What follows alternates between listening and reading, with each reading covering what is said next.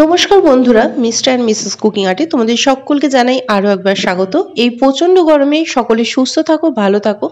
আর প্রচণ্ড গরমে কিন্তু আমাদের একদমই বেশি তেল মশলা খাবার খেতে ভালো লাগে না, তাই এই প্রচণ্ড গরমে হালকা পাতলা জ্যান্ত মাছের অসাধারণ স্বাদে এরকম চটজলদি রান্না হয়ে যায় সেরকম একটা রেসিপি নিয়ে চলে এসেছি। আজকে কিছু জ্যান্ত মাছ নুন আর হলুদ দিয়ে মাখিয়ে নিয়েছি কড়াইতে তেল আর কটা বড়ি নিয়ে আমরা ভেজে নিচ্ছি। বড়িগুলোকে আমরা লালচে লালচে করে ভেজে নেব। আর ভেজে নেওয়ার পরে বড়িগুলো ভাজা হয়ে গেলে আমরা একটা পাশে তুলে নেব।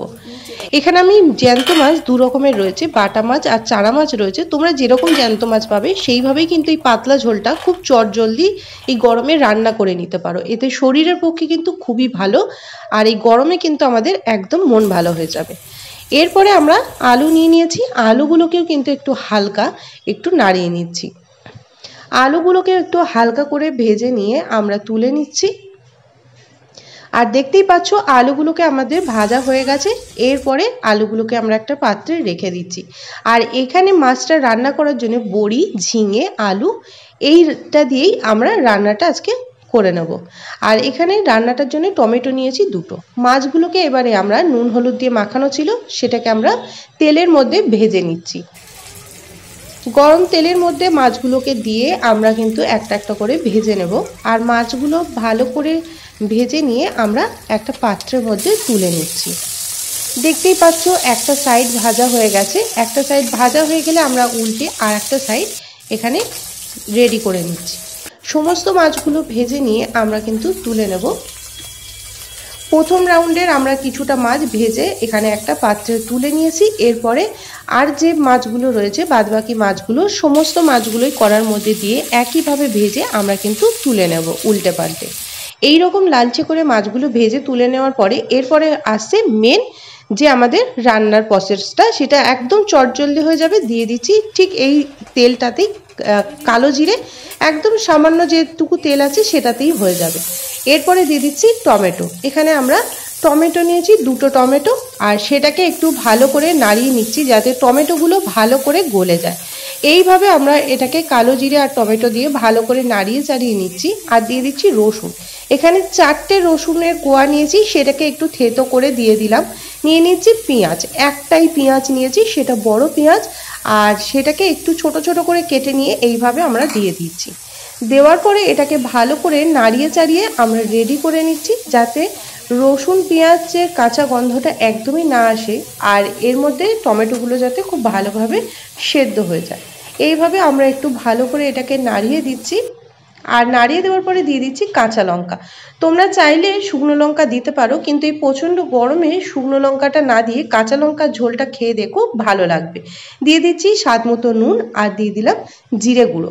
সামান্য জিরে গুঁড়োটাকে দেওয়ার পরে এরপরে আমরা দিয়ে দিচ্ছি হলুদটাকেও এর মধ্যে অ্যাড করে দিচ্ছি। আর মাছে যেহেতু হলুদ রয়েছে তাই অতি অবশ্যই হলুদটাকে কিন্তু একটু বুঝে দিও। হলুদটাকে দেওয়ার পরে এটাকে আমরা একটু সামান্য জল দিয়ে ভালো করে নাড়িয়ে নিচ্ছি যাতে মশলাটা পুড়ে না যায় আর খুব ভালো একটা সেন্ট বেরোয়। এরপরে দিয়ে দিচ্ছি আদাটাকে কুড়িয়ে আমরা রেখে দিয়েছিলাম, সেটাকেও দিয়ে দিলাম। আদাটাকে দেওয়ার পরে এরপরে আমরা একটু দেখতেই পাচ্ছ টমেটোগুলো একদম গলে গেছে। এরপরে আমরা দিয়ে দিচ্ছি আলুগুলো।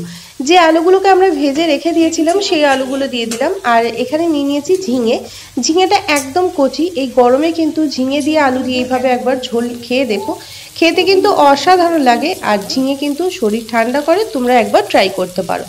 ঝিঙেটাকে দেওয়ার পরে আমরা এটাকে ভালো করে নাড়িয়ে চাড়িয়ে নেব। আর ঝিঙেটা দিয়ে এটা কিন্তু আমরা ভালো করে এটাকে নাড়িয়ে দেবো এই মশলাটার সাথে যাতে খুব ভালো করে এটা মিশে যায়। সমস্তটাই মিশিয়ে দেওয়ার পরে আমরা এটাকে একটু নাড়াচাড়া করে এটাকে রেডি করে নেব। আর বড়িটা কিন্তু আমরা এখন দেবো না, বড়িটা যেহেতু ভাজা রয়েছে এটাকে আমরা লাস্টে দিয়ে দেবো। দেখতেই পাচ্ছ ঝিঙে থেকে কিন্তু জল বার হয়েছে। এরপরে এটাকে ভালো করে একটু নাড়াচাড়া করে ঝিঙে থেকে যে জলটা বার হয়েছে তাতে কিন্তু ঝিঙে অর্ধেক সেদ্ধ হয়ে গেছে। এরপরে আমরা দিয়ে দিচ্ছি এর মধ্যে জলটা। যেহেতু আমরা ঝোল বানাবো তাই এর মধ্যে আমরা জলটাকে একটু বেশি করে দিয়ে দিলাম। এই রকম পাতলা ঝোল কিন্তু গরমে খেতেও ভালো লাগে আর মনটাও কিন্তু ভালো লাগে। এরপরে ঢাকা দিয়ে এটাকে আমরা কিছুক্ষণ আগে হতে দেব। কিছুক্ষণ পরে ফুটে যাওয়ার পরে ঢাকাটা খুলে আমরা দেখে নিচ্ছি দেখো ঝোলটা কিন্তু অনেকটাই ফুটে এসছে, খুব ভালোভাবে কিন্তু এটা ফুটে এসছে আর আলুগুলো সেদ্ধ হয়ে গেছে।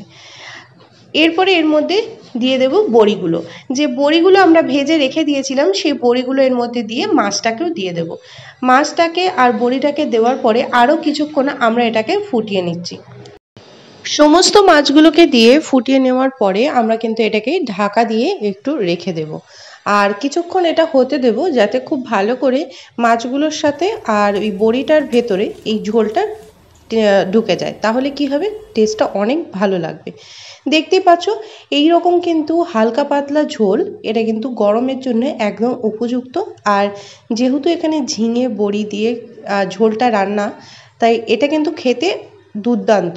অবশ্যই এই রকম জ্যান্ত মাছ পেলে এইভাবে একবার ঝোল এই গরমের মধ্যে খেয়ে দেখো, এটা খেতে যেমন দুর্দান্ত আর শরীরের পক্ষে খুবই ভালো। আমাদের যে রেসিপিগুলো চ্যানেলে কেমন লাগছে অতি অবশ্যই তোমরা কমেন্টের মাধ্যমে জানিও যে কেমন লাগলো। যদি ভালো লাগে তাহলে একটা লাইক করে দিও, আর যারা নতুন বন্ধু আছো এখনও পর্যন্ত সাবস্ক্রাইব করনি আমার চ্যানেলটা অতি অবশ্যই সাবস্ক্রাইব করে নিও আরও নতুন নতুন রেসিপি পাওয়ার জন্য।